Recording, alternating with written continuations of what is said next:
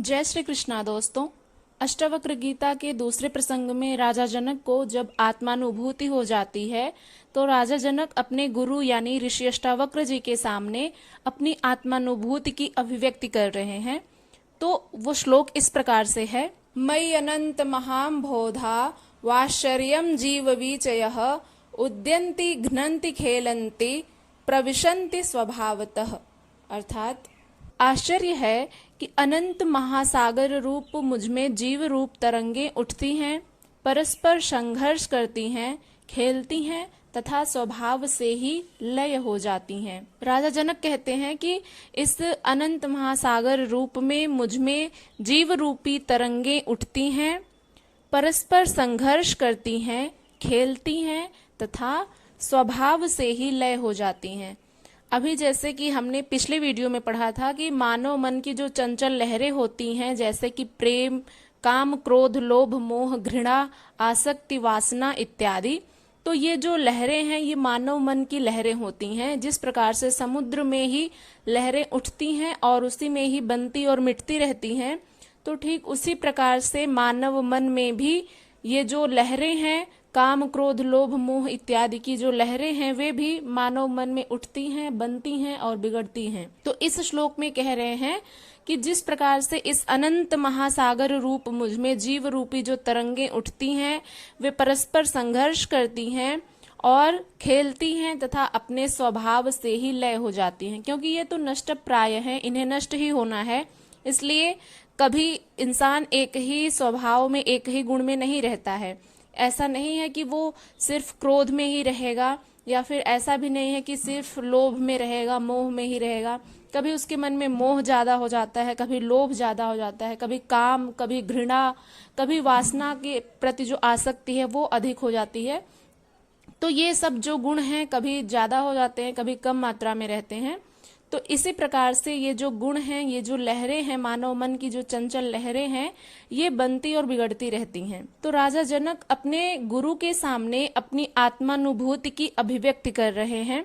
वे बता रहे हैं कि मुझे आत्मानुभूति हो रही है। अभिव्यक्ति के इस अंतिम चरण से वे आत्मानुभूति के क्षणों में कैसी अनुभूति करते हैं, इसका सार निचोड़ रख देते हैं।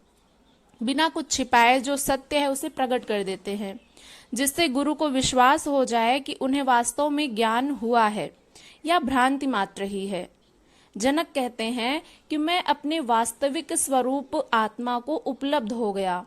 मैं अब सीमित जीव नहीं हूँ, इस सागर की लहर मात्र नहीं हूँ, बल्कि अनंत महासागर हूँ। महासागर तो पहले भी था, किंतु अहंकारवश, अज्ञानवश मैं अपने को उस अनंत महासागर से भिन्न लहर मात्र मानता था। यह अज्ञान मेरे चित्त की चंचलता एवं अहंकार के कारण पैदा हो गया था। आज यह सारा भ्रम मिट गया है, वह मैं अपने वास्तविक स्वरूप में, आत्मा में प्रतिष्ठित हो गया हूँ। जो अहंकार था वो मिट गया, भिन्नताएं सारी समाप्त हो गईं। जो भिन्नता मनुष्य स्वयं को इस प्रकृति से अलग मानता था, इस प्रकृति से स्वयं का अस्तित्व अलग मानता था, वो जो भिन्नताएं थी वो समाप्त हो गईं और एकत्व का बोध हो गया। व्यष्टि एवं समष्टि का भेद समाप्त हो गया। बूंद से सागर बन गया और अंत से अनंत हो गया। समस्त बाधाएं हट गईं, संकीर्णताओं के समस्त घेरे टूट गए और सभी द्वंद्व समाप्त हो गए। अब मैं अकेला ही आत्म रूप में स्थित हूँ। यही गुरु महिमा है। अब इस आत्मा रूपी अनंत महासमुद्र रूप मुझमें जीव रूपी उठती हैं जो लहरें हैं, तो लहरें तो परस्पर संघर्ष करती हैं, खेलती हैं तथा स्वभाव से ही लय हो जाती हैं।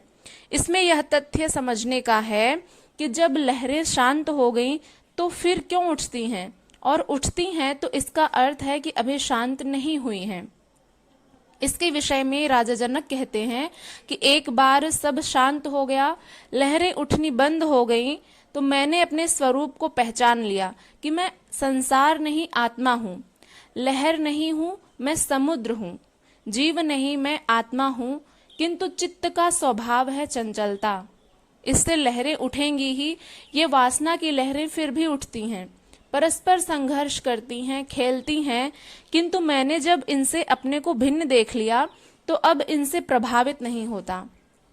कहने का भाव यह है कि ये तो मानव मन की चंचल लहरें हैं, ये चंचल मन का स्वभाव है कि काम, क्रोध, प्रेम, घृणा, वासना इत्यादि ये तो इसके गुण हैं, ये तो फिर भी प्रकट होंगे चाहे कोई कितना ही आत्मज्ञानी क्यों ना हो जाए।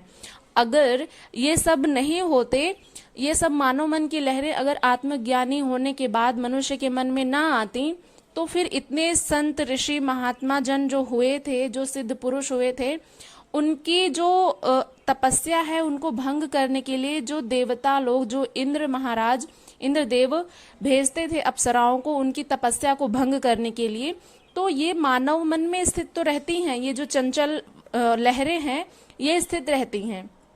तो अप्सराओं को भेजते थे उनकी तपस्या को भंग करने के लिए, और उनका तपस्या भंग भी हो जाती थी।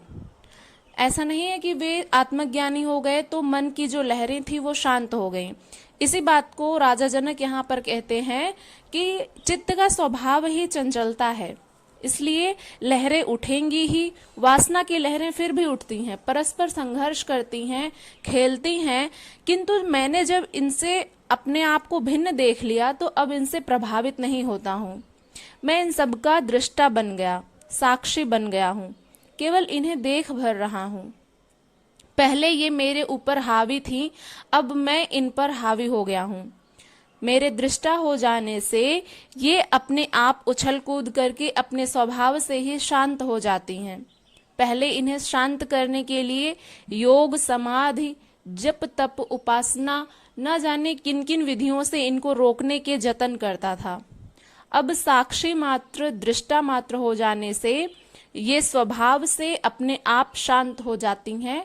मैं अब ऐसा हो गया हूँ जैसे इन सब का नाटक देख रहा हूँ, तटस्थ हो गया हूँ, सागर के किनारे बैठकर इनका सारा खेल देख रहा हूँ।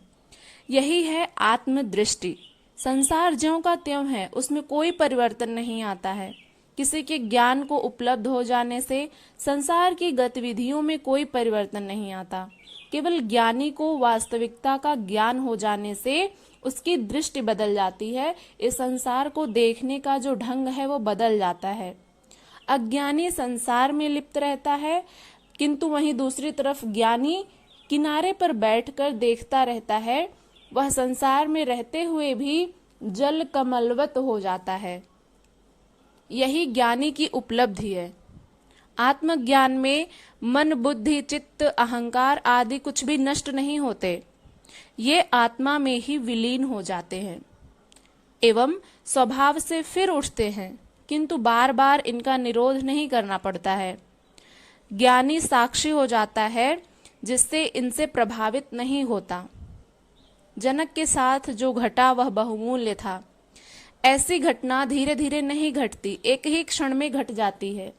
उसी समय यदि साधक में पूर्णता नहीं है तो वह उस शक्ति को झेल नहीं पाता, जिससे वह पागल भी हो सकता है एवं मृत्यु भी हो सकती है। घटना घटते समय इसीलिए गुरु की उपस्थिति अनिवार्य है। यह अचानक एवं संपूर्ण परिवर्तन उसके शरीर, मन, इंद्रियां, अहंकार, स्नायु संस्थान आदि सबको झकझोर देता है। यह अनुभव सामान्य नहीं होता, उस विराट का अनुभव होता है। इसी विराट दर्शन को अर्जुन ने महाभारत के युद्ध में भगवान श्री कृष्ण के विराट स्वरूप को देख करके वे भयभीत हो गए थे। उन्होंने श्री कृष्ण से कहा कि आपने अपने तेज को आप संभालो। सामान्य सुख से ही मनुष्य पागल हो जाता है। जैसे यदि मनुष्य को थोड़ा सा जो उसका निम्न स्तर है उससे यदि उच्च स्तर तक की उसको उपलब्धि हो जाती है कुछ, तो उसी में वो पागल हो जाता है, बौखला जाता है, मानो उसको क्या ही मिल गया है। तो सामान्य सी खुशी के लिए वो पागल हो जाता है। लेकिन तो यही बात कह रहे हैं राजा जनक कि जब मनुष्य संसार में रह करके थोड़े से सुख को पाकर के पागल हो जाता है तो विराट का अनंत सुख वह कैसे झेल सकता है। अतः गुरु उस समय सहायता करते हैं। कहने से भी सुख दुख हल्के हो जाते हैं, उनकी गंभीरता समाप्त हो जाती है। इसलिए जनक के साथ जो घटा है उसकी वे अभिव्यक्ति देते हैं जिससे उनका वेग कम हो जाए। ऐसे समय में गुरु की उपस्थिति इसीलिए आवश्यक मानी जाती है। इति श्री अष्टावक्र गीतायाम द्वितीयम प्रसंगम समाप्तम। इस प्रकार से अष्टावक्र गीता का दूसरा प्रसंग समाप्त होता है। दोस्तों, ये वीडियो यदि आपको पसंद आई हो तो इसे लाइक करिएगा, शेयर करिएगा, कमेंट करके बताइएगा कि आपने इस वीडियो से क्या सीखा और अपना अनुभव अवश्य बताइएगा।